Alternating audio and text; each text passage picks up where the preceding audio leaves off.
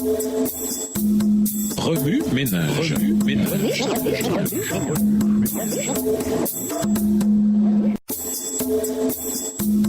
Remue ménage. Bienvenue à votre émission Remue ménage. Voilà, son de lundi, interpréter le ministère du discipulat systématique. Pour s'assurer de conserver la moisson, les églises locales ont besoin de ministères de discipulat systématique. Mais qu'entend-on par systématique? Simplement davantage que d'assigner des gardiens spirituels et d'espérer que tout ira comme sur des roulettes, et simplement de mettre en œuvre un plan intentionnel pour discipuler chaque nouveau membre après le baptême.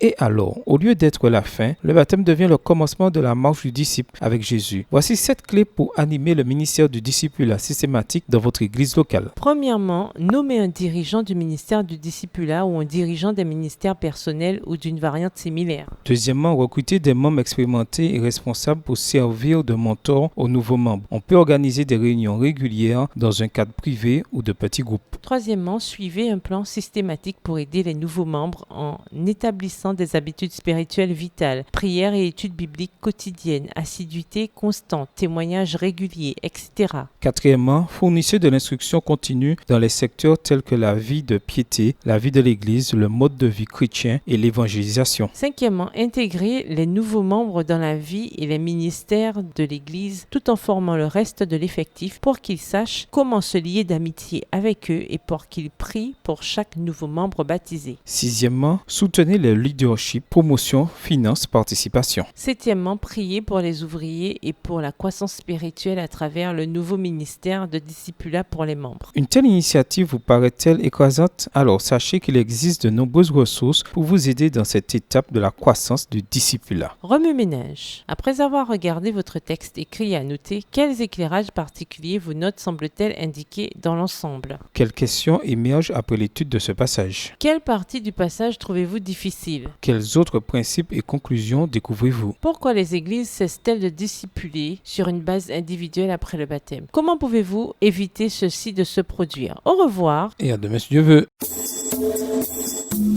Remue ménage.